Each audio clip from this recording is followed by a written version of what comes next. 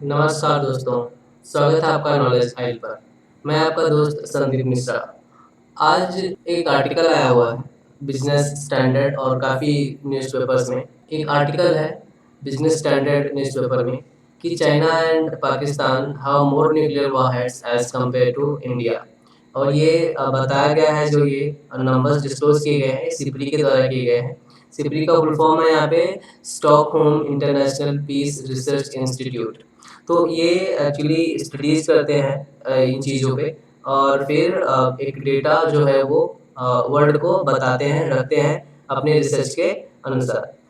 आइए देखते हैं कि क्या है इस आर्टिकल में और सिप्री ने क्या कहा है। आप देख सकते हैं article, China Pakistan have more nuclear warheads than India, think tank SIPRI. According to the SIPRI Yearbook 2020, India possesses 150 nuclear warheads, while China and Pakistan have 320 and 160 warheads respectively. So Bharat के पास टोटल 150 न्यूक्लियर warheads हैं, और वहीं China के पास 320 और पाकिस्तान के पास 160 nuclear warheads हैं। Stockholm International Peace Research Institute (SIPRI), the Swedish think tank that researches on conflict, armaments and arms control, also pointed out on Monday that China is significantly modernizing its nuclear arsenal. साथ में ही उन्होंने ये कहा कि जो China है वो बहुत ही तेज़ी से अपने न्यूक्लियर वॉरहेड्स को मॉडर्नाइज कर रहा है, उनके नंबर्स को इंक्रीज कर रहा है, जो कि दुनिया के लिए खतरा है। क्योंकि एक ट्रीटी साइन हुई है कि अब जो भी कंट्रीज हैं जिनके पास भी न्यूक्लियर पावर्स हैं, जिनके पास न्यूक्लियर वेपन बनाने का जो फॉर्मूला है, वो अब आगे ज़्यादा वेपन्स नहीं बनाएंगी। क्योंकि न्यूक्लियर वेपन अगर कभी न्यूक्लियर वॉर हुआ और किसी कंट्री ने यूज किया तो ये बहुत ही ज़्यादा विनाशक घातक हो सकता है दुनिया के लिए। सो यहाँ पे जो सीपी है ये रिसर्च करते हैं कॉन्फ्लिक्ट्स पे, हाँ, आर्मामेंट्स एंड आर्म्स कंट्रोल। सो इन चीज़ों पे इनका रिसर्च होता है, और उसके बाद ये जो है डेटा दुनिया को, वर्ल्ड के सामने रखते हैं। यहाँ पर इन्होंने ये भी कहा है कि China and Pakistan have more nuclear warheads as compare to India. According to the SIPRI yearbook 2020, India has 150 nuclear warheads, while China and Pakistan have 320 and 160। So China जो है इंडिया से डबल से भी ज़्यादा न्यूक्लियर warheads हैं उनके पास में, और जो पाकिस्तान है इनके पास में इंडिया से 10 ज़्यादा न्यूक्लियर warheads हैं। हालांकि ये कहा जाता है कि सारी कंट्रीज, जितनी भी दुनिया में कंट्रीज हैं, सभी न्यूक्लियर पावर बनना चाहती हैं, और सभी लोग न्यूक्लियर warheads बनाने के लिए काफ़ी काम कर रहे हैं, ताकि लोगों के पास न्यूक्लियर जो वेपन हो वो अवेलेबल रहे। The figure are until Jan last year, India had 130 to 140 warheads, while China had 290 and Pakistan 150 to 160। सो इनका कहना है कि लास्ट ईयर जो था उसमें उस नंबर्स में इम्प्रूवमेंट हुआ है। इंडिया के पास 130 से 140 था, और चाइना के पास 290। तो इंडिया के पास 130 से 140 से 150 हो गया है, और चाइना के पास 290 से 320 हो गया है, और पाकिस्तान के पास 150 था तो 160 हो गया है। ऐसा इस रिपोर्ट में कहा गया। The 9 nuclear armed states, the United States, Russia, the United Kingdom, France, China, India, Pakistan, Israel, and the Democratic People's Republic of Korea, North Korea, together possessed an estimated 13,400 nuclear weapons at the start of 2020। तो ये जो 9 पूरे country हैं जिसके पास में nuclear weapons हैं, सब मिला के टोटल पूरी दुनिया में 13,400 न्यूक्लियर वेपन्स अवेलेबल हैं 2020 के स्टार्ट तक। मतलब ये जैन तक का डेटा है, जनवरी तक 2020 तक 13,400 थे। This marked a decrease from the 13,865 nuclear weapons that CIPRI estimated these states possessed at the beginning of 2019। तो सिप्री ने कहा है कि इसमें जो है वो कुछ कमी आई है, कुछ डिक्रीज हुआ है, इसमें यहाँ रिड्यूस हुआ है नंबर ऑफ वेपन्स में। 2019 में ये 13,865 था, और अब 13,400 है, तो 465 नंबर्स का डिक्रीज हुआ है। यहाँ पे जो वेपन्स हैं, ये फ्रांस के पास 290 क्वांटिटी है, यूके के पास 215 है, इसराइल 90 है, नॉर्थ कोरिया के पास भी 30 से 40 है, और इंडिया, चाइना और पाकिस्तान के पास में 150, 320 एंड 160 रिस्पेक्टिवली। सो जो टोटल वॉर हेड्स हैं अभी इसमें अगर मैं बात करूँ तो टोटल वेपन जो अवेलेबल है इसमें 90% सिर्फ यूएस और रशिया के पास है, बाकी 10% में पूरा बाकी के 7 कंट्री के पास अवेलेबल है।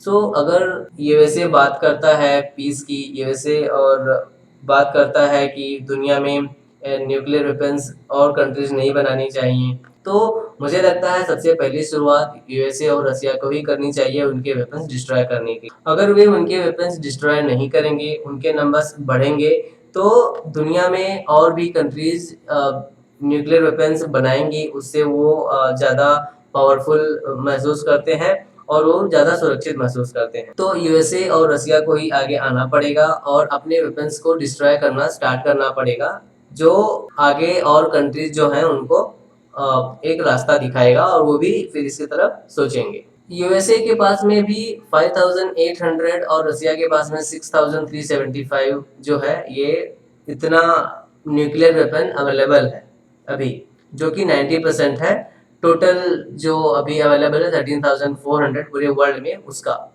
7 other nuclear armed nations जो हैं are not bound by treaties that require them to divulge information, such as the number of strategic launchers and the number of warheads deployed on missiles, allowing estimates of the numbers of the nuclear warheads and yields in their arsenals. But between them, the 7 nations may now hold a total of 1200 warheads. So 13,400 में से 90% है USA और Russia के पास में, बाकी जो 10% है जिसका वॉल्यूम होता है 1200, ये पूरे 7 कंट्रीज जो हैं वो होल्ड करते हैं वो। सो वर्ल्ड वॉर 2 का जो एक्सपीरियंस था उसमें ऐसा है कि यूएसए ने जापान के 2 शहर नागासाकी और हिरोशिमा पे अटैक कर दिया था न्यूक्लियर वेपन से, जिससे काफी भारी नुकसान हुआ था जापान को, और जापान इस अटैक के बाद में सरेंडर कर दिया था वर्ल्ड वॉर 2 से। सो इसमें जापान को बहुत ही भारी नुकसान हुआ, यहाँ तक कि जापान के लोग जो जहाँ पे ये अटैक हुआ था वहाँ पे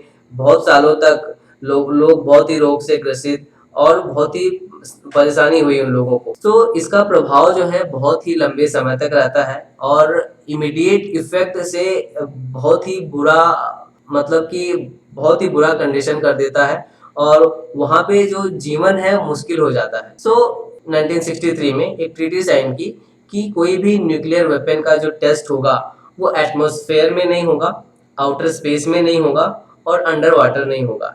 लेकिन ये ट्रीटी साइन करने से पहले 1963 के पहले ये बताया जाता है कि अप्रोक्सीमेटली 520 न्यूक्लियर टेस्ट एक्सप्लोजन किए जा चुके थे।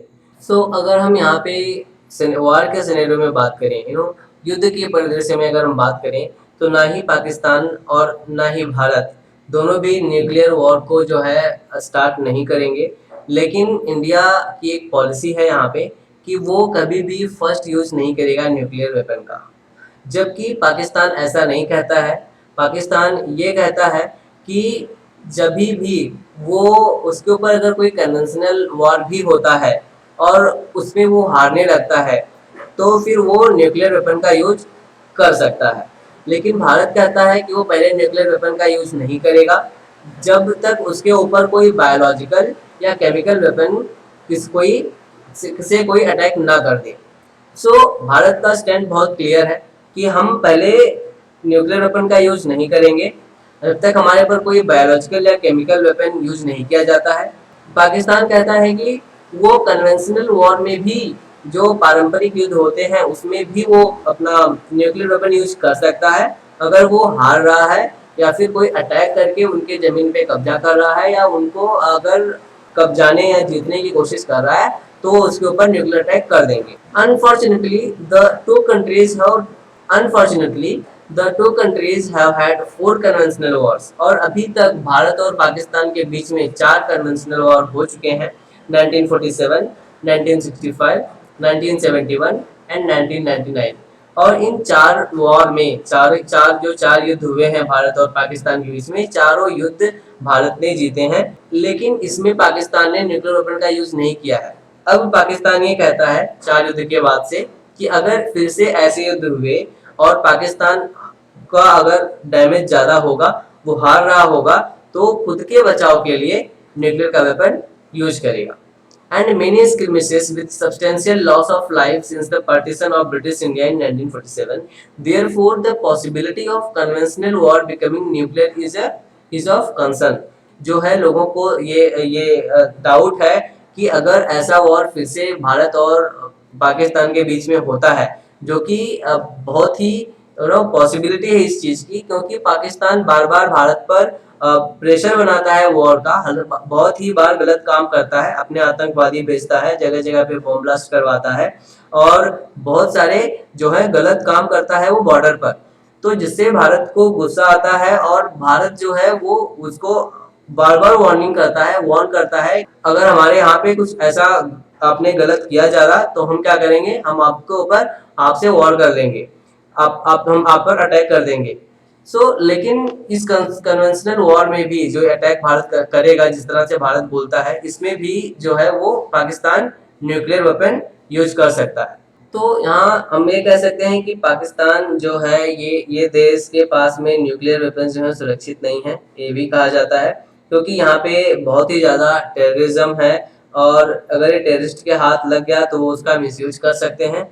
हालांकि पाकिस्तान की जो सरकार है, पाकिस्तान का जो आर्मी है, ये भी सही से काम नहीं करता है। ये लोग भी, पाकिस्तान की आर्मी और पाकिस्तान का गवर्नमेंट जो, ये भी टेररिस्ट को सपोर्ट करते हैं, टेररिज्म को सपोर्ट करते हैं, और जिससे वो एक तरह की टेररिस्ट को भेज के भारत से लड़ाई लड़ रहे हैं। अब अगर हम बात करें भारत और पाकिस्तान के बारे में कि भारत और पाकिस्तान में डिफरेंस क्या है, अगर यहाँ पे लड़ाई होती है तो भारत कितना बड़ा है, पाकिस्तान का क्या जीडीपी है और भारत का क्या जीडीपी का नुकसान होता है, तो कौन सा देश है जो उबर पाएगा उस मुश्किल हालात से। तो अगर हम अभी तक की बात करें 2020 तक की, तो भारत का जो टोटल जीडीपी है वो 2709 बिलियन डॉलर की है, वहीं पे जो पाकिस्तान है वो 263 बिलियन डॉलर की है। तो भारत कहीं ना कहीं यहाँ से 10 गुना इनसे ज़्यादा पावरफुल है जीडीपी के मामले में। इन नॉमिनल टर्म्स अगर हम बात करें तो the gap is wider about 10 times than PPP terms 8.3 times. तो अगर हम पीपीपी की बात करें, पीपीपी का फुल फॉर्म होता है परचेसिंग पावर पैरिटी, तो अगर हम इसकी बात करें तो यहाँ भारत जो है उनसे 8.3 टाइम्स आगे है। इंडिया जो है वो दुनिया का, पूरे वर्ल्ड का 5th लार्जेस्ट इकोनॉमी है। अभी recently Bharat 5th largest economy बना है, nominal method and 3rd largest economy in PPP method. तो जो नॉमिनल मेथड से हम बात कर रहे हैं उसमें भारत 5वां लार्जेस्ट इकोनॉमी है दुनिया का, और 3rd लार्जेस्ट इकोनॉमी है इन पीपीपी मेथड, जिसको हम कहते हैं purchasing power method, purchasing power parity method. The nominal ranking of Pakistan का जो है 48 है and the PPP ranking is 24. India's economically largest state, Maharashtra has GDP 398 billion, much greater than Pakistan. तो अगर हम भारत और पाकिस्तान की बात करते हैं तो भारत में जो महाराष्ट्र स्टेट है, सिर्फ इन्हीं महाराष्ट्र स्टेट का ही जीडीपी जो है वो पाकिस्तान से कहीं ज़्यादा है। पाकिस्तान के पूरे देश की जीडीपी 263 बिलियन डॉलर है और भारत में महाराष्ट्र की जीडीपी सिर्फ 398 बिलियन डॉलर है। और अगर हम इसके बाद सेकंड स्टेट भारत की बात करें, जो सेकंड लार्जेस्ट इकोनॉमी है भारत की, भारत में जो स्टेट है उसकी, तमिलनाडु की 247 बिलियन डॉलर और पाकिस्तान की पूरे कंट्री की 263 बिलियन है। तो कहीं ना कहीं सिर्फ तमिलनाडु ही पाकिस्तान के बराबर आ जाता है, जो बहुत ही जस्ट अगर मैं आपको नंबर्स में बताऊं तो यहाँ पे सिर्फ 16.16 बिलियन डॉलर का डिफरेंस है। The margin between these two countries was lowest in 1993 when the nominal GDP of India was 5.39 times of Pakistan and the highest was in 1973 13.4 times. तो अगर हम बात करें पाकिस्तान और भारत में, तो सबसे कम, भारत जब सबसे कम आगे था पाकिस्तान से तो भी वो 5.39 टाइम्स आगे था, और जब सबसे ज्यादा आगे था तो 1973 में तो 13.4 टाइम्स आगे था। तो जैसा कि मैं आपको बता रहा हूँ कि इंडिया और पाकिस्तान की तो यहाँ बात हो रही है, इंडिया वर्सेस पाकिस्तान, दोनों भी देश अभी जो हैं आगे अपने न्यूक्लियर वेपन्स बढ़ाएंगे। तो अगर हम बात करें भारत और पाकिस्तान की, तो भारत और पाकिस्तान का कोई भी कंपैरिजन नहीं है।